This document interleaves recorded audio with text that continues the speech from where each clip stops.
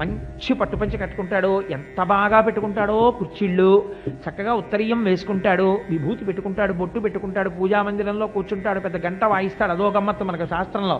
ఘంటానాదం, గంట కింద పెట్టకూడదు. ఆ ఘంటానాదం ఎందుకండి? శ్రావ్యమైన ఘంటానాదం వింటే దాని తరంగముల చేత మనస్సు ఉద్దీపమవుతుంది. అందుకని ఘంటానాదం వింటారు. ఆ ఘంటానాదం చేస్తే రెండు ప్రయోజనాలు వస్తాయి. ఒకటి, ఆగమార్థంతు దేవానాం, దేవతలు వస్తారు, రాక్షసులు వెళ్ళిపోతారు. అందుకని ఘంటానాదం చేస్తారు. సరే, అందుచేత ఇవన్నీ చేసి పూజ చేస్తే ఏమవుతుంది? గంట కొట్టేస్తూ ఉంటాడు. మనస్సుకి ఒక గొప్ప శక్తి ఉంది. అది మీరు 20 రోజులు పూజ చేసిన తర్వాత 21వ రోజున నేర్పేస్తుంది అన్నింటి. ఏం లేదురా, అగ్గిపుల్ల ఎట్టి ఇలా అంటే దీపం వెలుగుతుంది, చేతులు చేసేస్తాయి. అదేమో ఎక్కడో తిరుగుతూ ఉంటుంది. ఈ దీపం వెలిగిపోతుంది, ఇలా అంటాయి 2 చేతులు. అలవాటు అయిపోయింది వాటికి. వెంటనే పంచపాత్రలో 2 అక్షతలు తీసి చేతులు వేసేస్తాయి. ఆ తర్వాత పూజ మొదలెట్టేస్తాయి. నవత్ర సూర్యోభాతిన చంద్రతారకం నేమా విద్యుతో బాధికి తోజమగ్రహిత్వమేవ భాంతమను భారి సర్వం. అదేం ఆలోచించదు, చెప్పేస్తుంది. శుక్లాంబరధరం విష్ణుం దిజివర్ణం చతుర్భుజం ప్రసన్నవదనం ధ్యాయేత్ సర్వవిఘ్నోపశాంతయేత్. వినాయకుడు పూజ చేసేస్తుంది. ఆ తర్వాత ఇంకా సహస్రశీర్షా పురుష సహస్రాక్ష సహస్రపాత్ శ్రీ ఉమామహేశ్వరాభ్యాం నమః ఆవాహయామి. టక టక టక టక టక టక నోరు చెప్పేస్తుంటుంది. చేతులు 4 పువ్వులు తీసేస్తాయి, వేసేస్తాయి, నీరాజనం పెట్టేస్తాడు, వెలిగించేస్తాడు, గడగడగడ తిప్పేస్తాడు, అక్కడ పెట్టేస్తాడు, నీళ్ళతో కొదిలేస్తాడు, నమస్కారం చేసేస్తాడు, లేచి వచ్చేస్తాడు. ఎంతసేపు ఉంది మనస్సు అక్కడ? 1 సెకను లేదు. ఎవరు చేసాయి? కర్మేంద్రియాలు చేసాయి. ఎలా చేసాయి? వీటికి నేర్పితాను వెళ్ళిపోతుంది. అదో గమ్మత్తు మళ్ళీ దానికి. అందుకే బట్టి వచ్చేసిందా అంటుంటారు మన వాళ్ళు. బట్టి వచ్చేస్తే ఒక ప్రయోజనం ఉంది, ఒక ప్రమాదం ఉంది. మీరు పుస్తకం పట్టుకు పూజ చేశారనుకోండి, మనస్సు నిలబడుతుంది. ఎందుకంటే తర్వాత అక్షరం ఏమిటో అది వెతుక్కోవాలి. కందర్పదర్ప రసుందర దివ్యమూర్తే అనాలనుకోండి, మీకు ఒత్తులు అవి ఖచ్చితంగా తెలియాలి, కళ్ళజోడు కరెక్ట్గా ఉండాలి. కందర్పదర్ప రసుందర దివ్యమూర్తే అని కనీసం చూసి చదువుతాడు. నోటికి వచ్చేసింది అనుకోండి, ఒక అదృష్టం. ఏమిటి? ఎప్పుడు? కందర్పదర్పహర సుందర దివ్యమూర్తే అన్నాడు అనుకోండి, మన్మధుని యొక్క అందమును కూడా తిరస్కరించగలిగినంత సౌందర్యము కలిగిన వాడా. ఏమి అందం రామస్వామి దిశ శంఖ చక్రం సకిరీట కుండలం సపీత వస్త్రం సరసీరుహేక్షణం. ఏమి రామచంద్రమూర్తిరా, పుంసామోహన రూపాయ పుణ్యశ్లోకాయ మంగళం. ఏమి నా స్వామి ఆ లత్తుక పెట్టుకుని ఆ నడిచి వెడుతుంటే రామాయణంలో నిజంగా విశ్వామిత్రుడంతటి వాడు పొంగిపోయాడు కదా. ఉత్తిష్టోత్తిష్ట గోవింద ఉత్తిష్ట గరుడధ్వజ అంటే నా స్వామి నిద్రలేస్తాడా వెంకటాచలంలో అని పొంగిపోతున్నారు అనుకోండి. ఇప్పుడు కందర్పదర్పహర సుందర దివ్యమూర్తే మీ నోటికి రావడం వరం. మనస్సు ఆఫీస్కి వెళ్ళిపోయింది అనుకోండి. నిన్నను ఫైల్ మీద నోటింగ్ ఇలా రాశాను, కానీ అందులో ఈ వాక్యం మర్చిపోయాను, దీన్ని అడ్వాంటేజ్ తీసుకుని పైవాడు మన్నిరికించేడు కదా అందనుకోండి. మనస్సంతా ఫైలు, నోట్ షీటు, దాని నెంబరు, పారాగ్రాఫు అక్కడ ఉంటుంది. ఇక్కడ కందర్పదర్పహర సుందర దివ్యమూర్తే కాంతాకుచాంబురుహ కొట్మలలోన దృష్టే శాపం. ఎందుకని లేదు అక్కడ. ఇది చాలా కష్టం. ఇది మనం అనుకుంటాం కానండి, బయట విషయాలు చాలా తేలిక. 30 నిమిషాలు పూజ చేసే ముందు మీరు వాచి పెట్టుకుని అబ్జర్వ్ చేయండి ఎంతసేపు ఖచ్చితంగా అక్కడ ఉందో. చాలా కష్టం అండి, 2 నిమిషాలు నిలబడదు. అలా నిలబెట్టడానికి పెద్దవాళ్ళు ఏం చేశారంటే నైమిత్తికం పెట్టారు పక్కన. కార్తీక సోమవారం నాడు ఉపవాసం చెయ్యండి, కార్తీక సోమవారం నాడు గుళ్ళోకి వెళ్ళండి, కార్తీక సోమవారం నాడు అసుర సంధ్య వేళలో నక్షత్ర దర్శనం చెయ్యండి, ఓసారి ఉపవాసం ఉండి అభిషేకం చేసుకుని రాత్రి కార్తీక నర్తాలను అప్పుడు భోజనం చేయండి. ఎందుకండి ఇవన్నీ? అలా ఎందుకు కార్తీక సోమవారం నాడు నేను శివుడిని ఆరాధన చేయకుండా విష్ణువుని ఆరాధన చేస్తాను, శివుడు బెత్తం పెట్టి కొడతాడా నన్ను అంటే అందుకు కాదు. ఈ చెప్పడం వెనకాతల కొన్ని రహస్యాలు ఉంటాయి. మీకు నేను ఒక్క రహస్యాన్ని ఇవాళ విజ్ఞాపన చేస్తాను. ఎంచేత అంటే నేను ఇలా శ్రావణ శుక్రవారం, మార్గశీర్ష లక్ష్మీవారం వీటికి చెప్పచ్చు నిజమే, కానీ అలా చెప్తే ఎప్పటికవుతాయి. అందుకని నేను ఒకటే తీసుకుంటాను, నన్ను దాని గురించి స్పెసిఫిక్గా మీరు అడిగారు కాబట్టి. కార్తీక సోమవారమే ఉందనుకోండి, కార్తీక మాసము అని మీరు ఎందుకు పిలుస్తారు? కృత్తికా నక్షత్రంతో చంద్రుడు కూడుతాడు కాబట్టి కార్తీకమని పిలుస్తారు. కృత్తికా నక్షత్రానికి అధిదేవత ఎవరు అంటే సూర్యుడు. అగ్నిహోత్రానికి ఒక గమ్మత్తైన లక్షణం ఉంటుంది, అది ఊర్ధ్వముఖంగా ప్రయాణిస్తుంది. నీటికి ఒక లక్షణం ఉంటుంది, అధోముఖంగా ప్రయాణం చేస్తుంది. మీరు అగరత్తు వెలిగించి ఇలా పెట్టారనుకోండి, ఇలా పైకి ఎక్కుతుంది. ఒక పుల్ల వెలిగించి ఇలా పెట్టారనుకోండి, ఇలా పైకి ఎక్కుతుంది అగ్నిహోత్రం, కిందకి వెళ్ళదు. నీరు పట్టుకొచ్చి ఇలా పోసారనుకోండి, పైకి ఎక్కదు, కింద పడిపోతుంది. ఇది అధోముఖ చలనం, అది ఊర్ధ్వముఖ చలనం. అందుకే ఈశ్వరుడు జ్ఞానాగ్నిహోత్రం లాంటివాడు. ఓం ఊర్ధ్వాయ నమః, ఓం ఊర్ధ్వలింగాయ నమః అని పిలుస్తారు ఆయన్ని. సరే, అందుచేత ఇప్పుడు ఏమైంది? కృత్తికా నక్షత్రం అగ్ని సంబంధమై సూర్య సంబంధమైనటువంటి అధిష్టాన దేవతని కలిగి ఉంటుంది. ఇప్పుడు కార్తీక సోమవారం వచ్చిందనుకోండి, సోమ అంటే సోమ శబ్దం చంద్రుడికి సంబంధించినటువంటి పేరు. సోమ అంటే చంద్రుడు. చంద్రుడు ఏం చేస్తాడు? పురుష సూక్తం చెప్పింది, చంద్రమా మనసో జాతః చుక్షో సూర్యో అజాయత అని. చంద్రుడు మనస్సు మీద ప్రభావం చూపిస్తాడు. అందుకే సముద్రంలో పౌర్ణమి వచ్చిందనుకోండి, లూనటిక్స్ అని ఉంటారు, కొంచెం పిచ్చి అదో రకంగా ఉండేవాళ్ళు, వాళ్ళు చాలా వ్యగ్రంగా ఉంటారు. అమావాస్య వచ్చిందనుకోండి, చాలా మంద్రంగా ఉంటారు వాళ్ళు. ఎందుకని? చంద్రకళలు మనస్సు మీద ప్రభావం చూపిస్తాయి. అందుచేత చంద్రమా మనసో జాతః, ఈ మనస్సు గాడి తప్పేస్తోంది. ఎందుకు తప్పేస్తోంది? అందుకు దేశకాల సంకీర్తనం చేయిస్తారు. నువ్వు ఎక్కడున్నావో గుర్తుపెట్టుకో. ఎందుకని? కనీసం నీకు అది తెలుస్తుంది, భౌగోళిక జ్ఞానం. రెండో రహస్యం తెలుస్తుంది. ఏదో గంగా గోదావరియోర్ మధ్యదేశే వసతి గృహే సమస్త దేవతా బ్రాహ్మణ హరిహర సన్నిధౌ శ్రీ మహావిష్ణోరాజ్ఞ ప్రవర్తమాన శాద్య బ్రహ్మణ ద్వితీయ పరార్ధే శ్వేతవరాహ కల్పే విశ్వతమంతరే కలియుగే ప్రథమ పాదే జంబూద్వీపే భరతవర్షే భరతఖండే మేరోహ దక్షిణ దిగ్భాగే అని చెప్పుకుని వచ్చి శ్రీ పార్థివనామ సంవత్సరే దక్షిణాయనే హేమంత ఋతౌ మార్గశీర్షమాసే శుక్లపక్షే దశిమ్యాం స్థిరవాసరే శుభనక్షత్ర శుభయోగ శుభకరణయే మంగళ విశేషణ విశిష్టాయాం. ఎందుకు ఇవన్నీ చెప్పడం? నీకొక విషయం తెలుస్తుంది, నేను హేమంత ఋతువులో ఉన్నాను. హేమంత ఋతువు అంటే ఏమిటి? వెంటనే నీకు ఒక విషయం జ్ఞాపకం రావాలి. హేమంత ఋతువు నందు బయట విశేషమైన మంచు పడుతూ ఉంటుంది, హిమ సంబంధం. మంచు పడుతూ ఉంటుంది, ఐశ్వర్యము ఇంటికి వస్తుంది, పంటలన్నీ కోతలు జరిగి ఇంటికి బియ్యం వస్తాయి. ఈ బియ్యం శాస్త్రం ఏం చెప్పిందో తెలుసా అండి? మీరు కావాలంటే కోటేశ్వరరావు అబద్ధం చెప్పారనుకుంటే రామాయణం అరణ్యకాండలో రాముడు వర్ణించి చెప్పిన శ్లోకాలు లక్ష్మణుడికి చెప్పినవి చూడండి.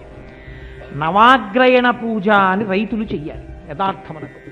పంట కోత కోసి కత్తితోటి కంకులు తెచ్చి దెబ్బలు కొడతారు, లేకపోతే ట్రాక్టర్లు ఎక్కిస్తారు, తొక్కుతారు. ఏమని పిలుస్తున్నావు?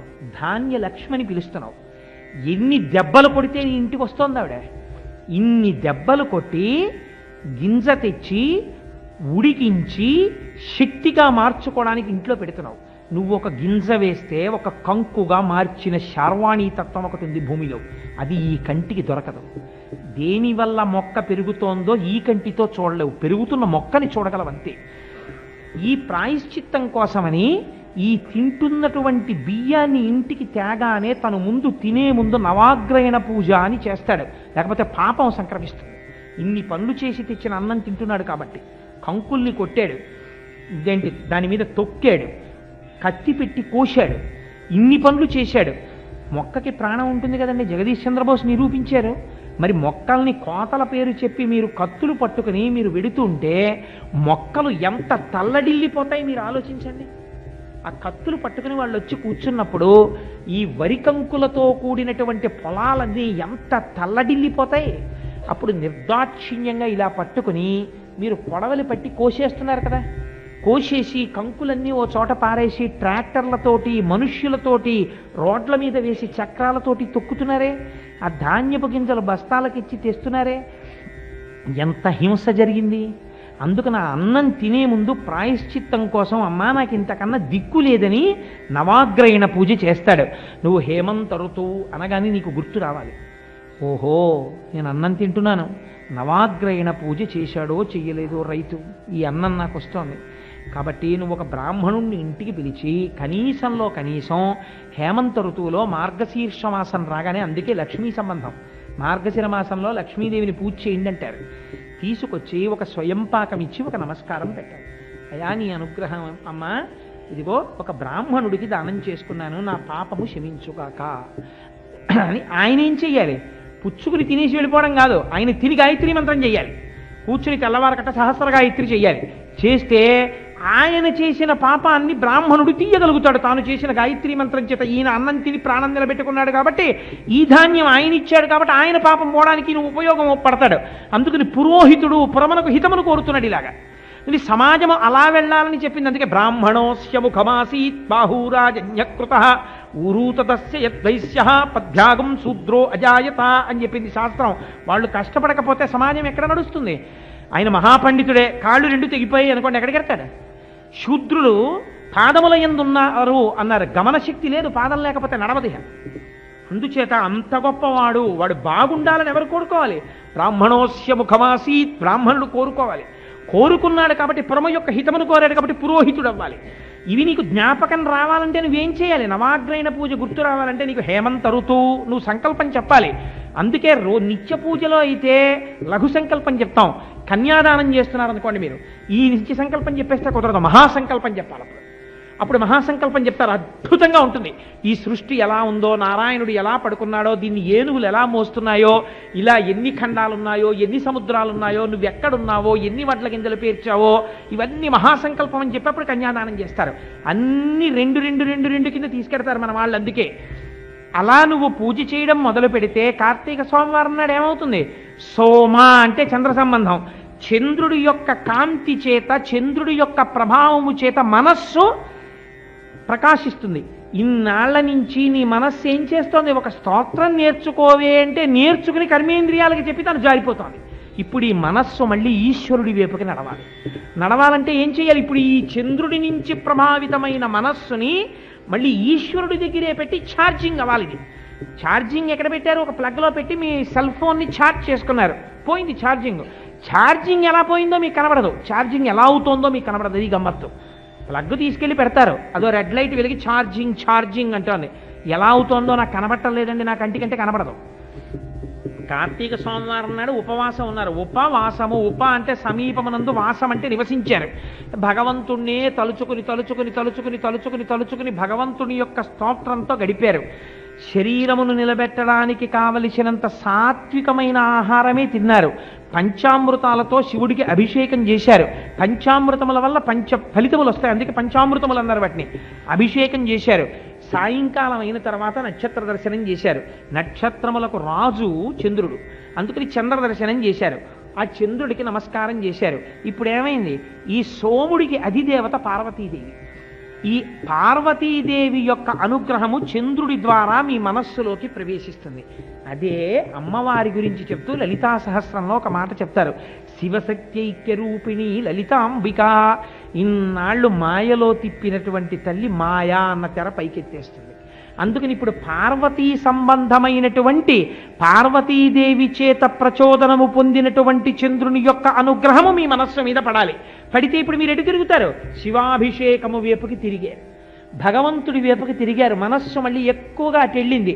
వెళ్ళాలంటే ఏమవ్వాలి? కృత్తికా నక్షత్రానికి అధిదేవత అయినటువంటి సూర్యుడికి అధిదేవత రుద్రుడు శివుడు. సోమ ఇప్పుడు ఏమైంది? స ఉమ పార్వతీ పరమేశ్వరులు అయిపోయారు. అందుకని శివాభిషేకం చేసి ఉపవాసం ఉండి చంద్రదర్శనం చేసి అన్నం తినో. ఇప్పుడు ఏమైంది? అర్థం చేస్తే మీ మనస్సు మళ్ళీ ఈశ్వరుడి వైపుకి తిరిగింది నైమిత్తిక కర్మ చేత. ఇప్పుడు నిత్యకర్మలోకి వచ్చి మళ్ళీ మంగళవారం నాడు కూర్చున్నారు. మళ్ళీ జాగ్రత్తగా ఉంటుంది. మళ్ళీ పూజ చేసేటప్పుడు అమ్మో భగవానుడు ఉన్నాడు, హేమంత ఋతువు లేకపోతే శరద్ ఋతువు, బయట మంచి వెన్నెల కాస్తోంది, ఇది కార్తీక మాసం దక్షిణాయనం, నేను చాలా జాగ్రత్తగా ఉండాలి, చక్కగా భగవంతుడిని ఉపాసన చెయ్యాలి, కృత్తికా నక్షత్రంతో కూడి ఉన్నాడు చంద్రుడు అని మీకు లోపల జ్ఞానం కలుగుతూ ఉంటుంది. ఇలా కలగాలంటే ఏం చేయాలి? నైమిత్తిక కర్మ చెయ్యాలి. అందుకని కార్తీక సోమవారము ప్రఖ్యాతి వహించింది, సాలగ్రామము ప్రఖ్యాతి వహించింది. సరే, ఇప్పుడు నేను సాలగ్రామం గురించి చెప్పను. సాలగ్రామం గురించి చెప్తే అదొక పెద్ద చాప్టర్ అయిపోయి కూర్చుంటుంది. అలా మార్గశీర్ష మాసంలో లక్ష్మీవారం, మనకి సాధారణంగా లక్ష్మీ పూజ అంటే శుక్రవారం నాడు చేస్తాం, కానీ లక్ష్మీవారం నాడు చేస్తాం మార్గశీర్ష మాసంలో. ఎందుకు లక్ష్మీవారం చెయ్యాలి అంటే అలా నిర్ణయం చేసిన వారు ఎవరంటే అమ్మవారే నిర్ణయం చేసింది. కనక మహాలక్ష్మి అమ్మవారిగా వెలిసేటటువంటి సమయంలో ఒక బ్రాహ్మణుడి యొక్క కుమార్తెకి ఆవిడ ప్రచోదనం చేసింది. అంటే ఐశ్వర్యం ఎందుకు పోతుందో మార్గశీర్ష మాసంలో లక్ష్మీవారం ఎందుకు పూజ చేయాలంటే అడగాలి మీరు పెద్దల్ని. అడిగితే ఎందుకు మీకు లక్ష్మీ కటాక్షం వస్తుందో మీకు చెప్తారు వాళ్ళు. మీరు ఎందుకు చేస్తారండి కనక మహాలక్ష్మి అమ్మవారి పూజ? ఇంట్లో హాయిగా పిల్ల పాప సుఖంగా ఉండి, ఇల్లు ఐశ్వర్యవంతంగా ఉండి, చక్కగా సంతోషంగా ఉండాలని కదా మీరు లక్ష్మీ కటాక్షానికి పూజ చేసుకుంటారు.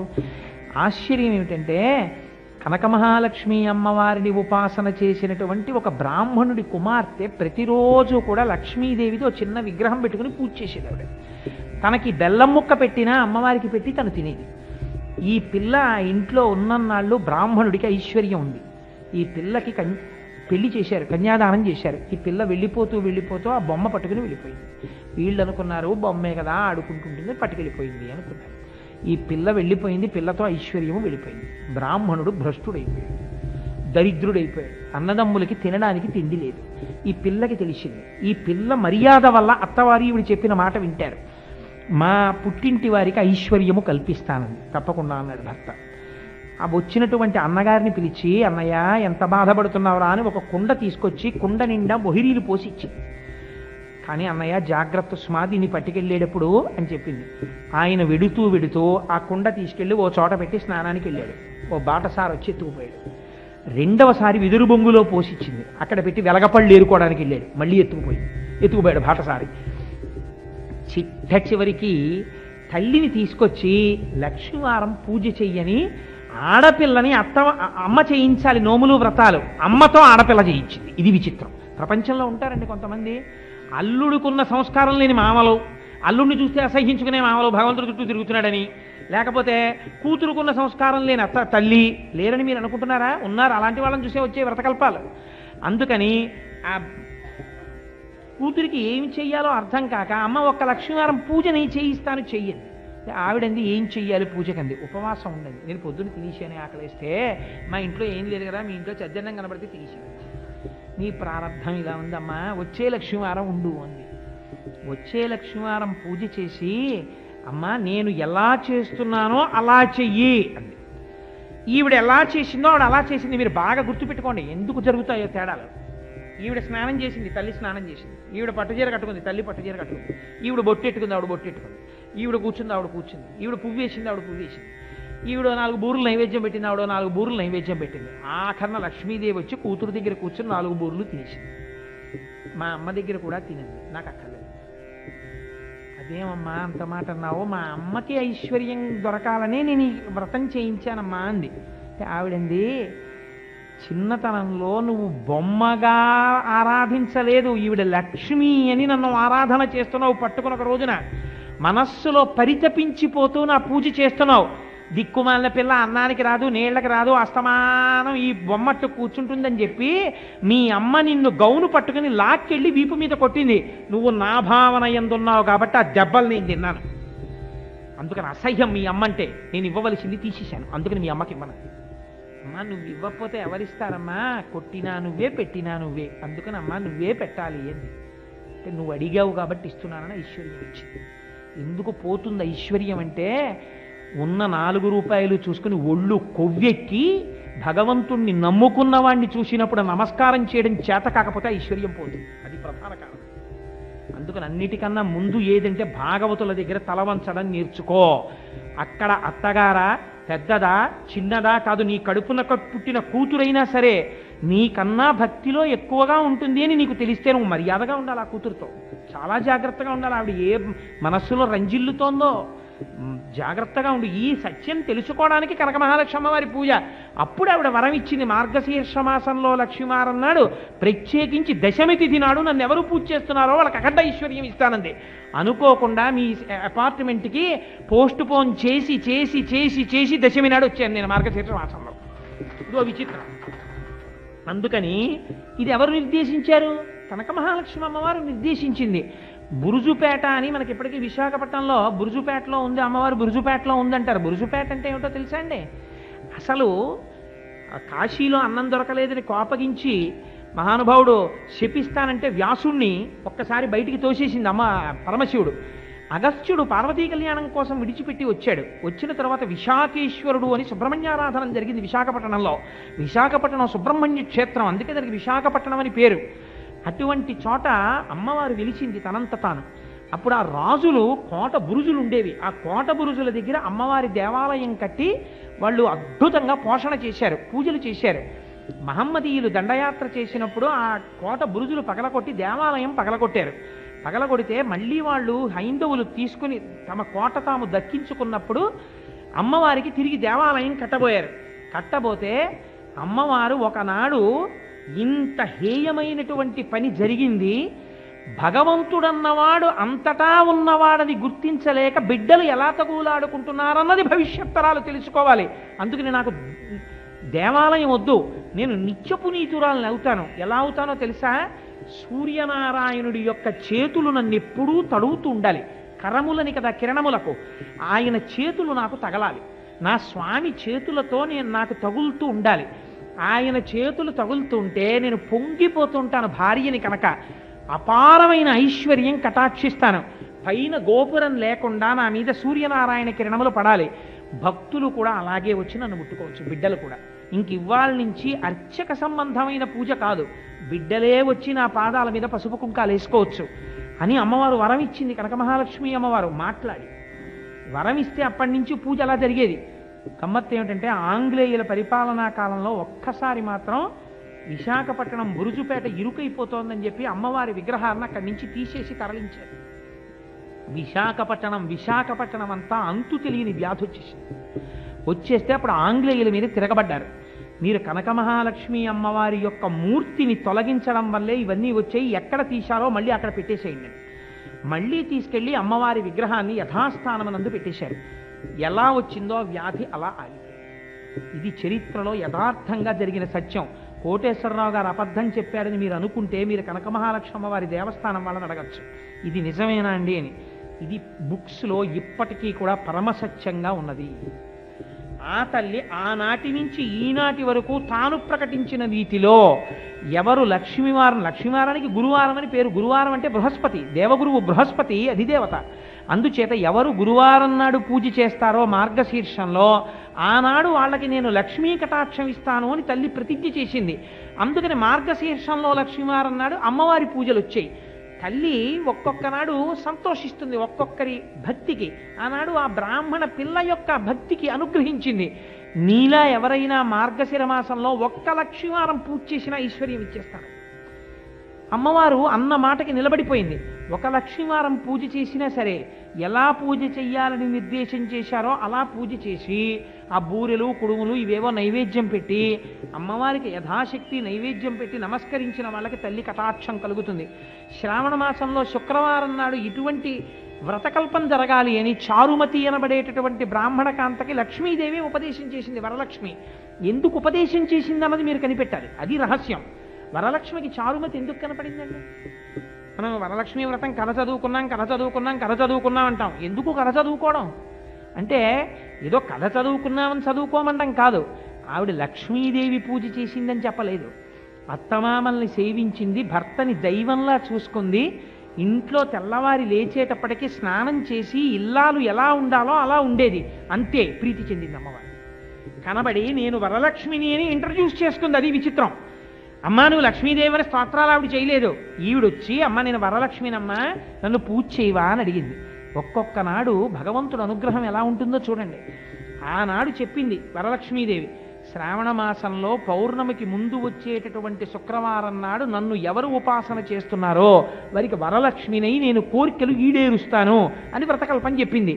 శివుడు పార్వతీదేవికి చెప్పాడు. ఆ వ్రతకల్పం ఎలా ఉందో అలాగే చేస్తామంతే ఇప్పటికీ. అందుకని ఇవన్నీ ఎక్కడి నుంచి వస్తాయి? నైమిత్తిక కర్మలు. అంటే ఈ నైమిత్తిక కర్మలన్నీ కూడా మీ మనస్సుని బాగు చేసుకోవడానికి ఉపయోగపడేవి. ఒక స్త్రీకి ధర్మం ఏమిటండి? ఒక స్త్రీకి ధర్మం మీరు ఎప్పుడైనా రామాయణం ఉత్తరాఖండలో చూడండి, సీతాదేవి పూజలు చేసినట్టు చెప్పలేదు. సీతాదేవి తెల్లవారి లేచి స్నానం చేసి అత్తగారికి నమస్కారం చేసి భర్త పాదములకు నమస్కారం చేసింది. స్త్రీ ఎలా ప్రవర్తించాలో అలా ప్రవర్తిస్తే, భర్తగారు సంధ్యావందనం చేసుకోవాలంటే భార్య గారు మడినీళ్లు పట్టుకెళ్ళి అక్కడ పెట్టింది అనుకోండి, పూజ గది శుభ్రం చేసి పెట్టింది అనుకోండి, కాస్త ముగ్గేసి పెట్టింది అనుకోండి, అపారమైన పుణ్యం ఆవిడ ఖాతాలో పడిపోతుంది. వెళ్ళి ఆవిడ నేను పూజ చేసుకోవాలి, నీ ఇష్టం నువ్వు చేస్తే చేసుకోవాలి, అట్లా మానే అందనుకోండి, నా పూజ అయ్యాక ఎన్నింటికి నువ్వు చేసి సంధ్యావందనం అంటే ప్రాయశ్చిత్త సంధ్యావందనం మొగుడు చేసుకునేటట్టు చేసిన పాపం ఆవిడ ఖాతాలో పడిపోతుంది. వెళ్ళి ఎలా ఉండాలో అలా ఉండాలి. అలా ఉంది కాబట్టి చారుమతికి వరలక్ష్మీదేవి దర్శనమిచ్చింది. నువ్వు అలా ఉండడం నేర్చుకో, ఇల్లాలిని బట్టే ఐశ్వర్యం ఉంటుంది. అందుకని శ్రావణ మాసంలో వరలక్ష్మీ వ్రతం చేయించడానికి కథ చదువుకోండి అనడానికి కారణం, చారుమతికి ఎలా ప్రసన్నమైందో నీకు అలా ప్రసన్నం అవ్వాలంటే వ్రతం చేస్తే కాదు, వ్రతం అనుషంగికం. అలా ఉండడం ముందు నేర్చుకో. నేర్చుకున్నప్పుడు వ్రతం చేయి, అదృష్టం కలుగుతుంది. వ్రతం ఇక్కడ చేసేసి వచ్చి కుర్చీలో కూర్చున్న దగ్గర నుంచి ఆయన్ని అత్తగారిని మామగారిని చెండేస్తే వరలక్ష్మి అనుగ్రహం ఎక్కడి నుంచి కలుగుతుంది? కలగదు. అందుచేత ఇవి తెలుసుకోవడానికి మనసుకు పట్టిన బూజుని కర్ర పెట్టి దులపడానికి నైమిత్తిక కర్మలు వస్తాయి. అంతేకాని ఏమంటే మార్గశిర మాసంలో లక్ష్మీవారం నాడే చెయ్యాలా, పొద్దున్నే చెయ్యాలా, సాయంకాలం చెయ్యాలా, కొబ్బరికాయ ఇటు తిప్పి పెట్టాలా, కొబ్బరికాయ అటు తిప్పి పెట్టాలా, ఇవన్నీ అనుషంగికమైన విషయాలు. అసలు దాని వెనకాతల ఉన్న పరమరహస్యం ఏమిటో నువ్వు అర్థం చేసుకుంటే నువ్వు చేసినటువంటి పనికి సార్థకత కలుగుతుంది. కాబట్టి దానాదీన ప్రధానమైన విషయం ఇది. భగవంతుని యొక్క పాదముల యందు విస్మరణము ఉండకూడదు. భాగవతంలో ఏం చెప్పారో తెలుసా అండి? మరణమేది జీవనమేది అని అడిగారు. అడిగితే ఎంత అందంగా చెప్పేశాడంటే శుకుడు, జీవనమనగా భగవంతుని యొక్క పాదార విందముల యందు విస్మృతి కలగకుండుట, అంటే ఈశ్వరుణ్ణి మరిచిపోయి బ్రతకకుండుట. అలా బ్రతుకుట మరణము. వాడు బ్రతికి ఉన్నాడా? తిరుగుతున్నాడు. నడపీనుగు, తిరుగుచున్న శవము. భగవంతుని యొక్క పాదముల యందు విస్మృతి లేదు. పూజ చేస్తున్నట్టు రమణ మహర్షి పూజలు చేసినట్టు ఎక్కడా లేదు. అందుకని ఆయన భక్తుడు కాడని మీరు అనగలరా? భగవంతుని యొక్క పాదముల నుంచి విడిపడకుండా కష్టమైనా సుఖమైనా ఎప్పుడు ఆయన్నే తలుచుకుంటున్నాడు అనుకోండి, అది జీవనము. వాడు బ్రతికి ఉన్నవాడు అని వాణ్ణి పిలు. మిగిలినటువంటి వారికి ఆ స్థాయి ఉన్నది కాదు. కాబట్టి జీవించి ఉన్నాడా మరణించి ఉన్నాడా, భగవంతుని యొక్క నామముతోడి అనుబంధము. ఏది జరిగినా ఈశ్వరానుగ్రహాన్ని చూడడం, భగవంతుని పాదముల యందు భక్తితో బ్రతకడం, ఇది మనకి ఋషులు వైదికంగా ఇచ్చినటువంటి సంప్రదాయం. ఇది మనకి ఇచ్చినటువంటి అలవాటు. కానీ ఇవాళ దురదృష్టకరమైన విషయం ఏమిటంటే, వైదికంగా పరమశివుడు పార్వతీదేవికి ఏ మూర్తిని ఆరాధించమని చెప్పాడో, లేకపోతే శ్రీ మహావిష్ణువు యొక్క స్వరూపాలని వేటిని ఆరాధన చెయ్యమని శాస్త్రం చెప్పిందో, లఘుగాయత్రి నిజంగా దేవతలకి వేటికి మాత్రమే లఘుగాయత్రులు ఉన్నాయో, వేదప్రోక్తమైనటువంటి మంత్రములు ఏ మూర్తులకు మాత్రమే ఉంటాయో అవి తప్ప మిగిలినవన్నీ పట్టుకునే అలవాటు ఇవాళ మనకి దాపురించి. కారణం ఏంటంటే వైదిక సంప్రదాయము మంట కలిసిపోతుంది. కారణం ఏమిటంటే ఇవి నీకు అక్కర్లేదు, కొత్త కొత్తవన్నీ కావలసి వస్తున్నాయి.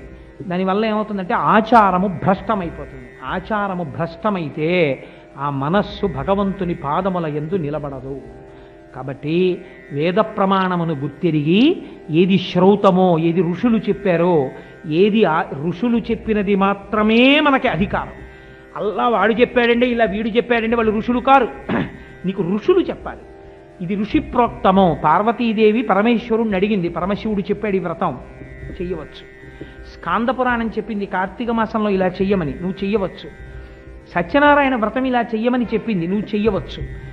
వైదికము కానిది, ఋషిప్రోక్తము కానిది, నీ సొంతమైంది నువ్వు చేయడానికి వీల్లేదు.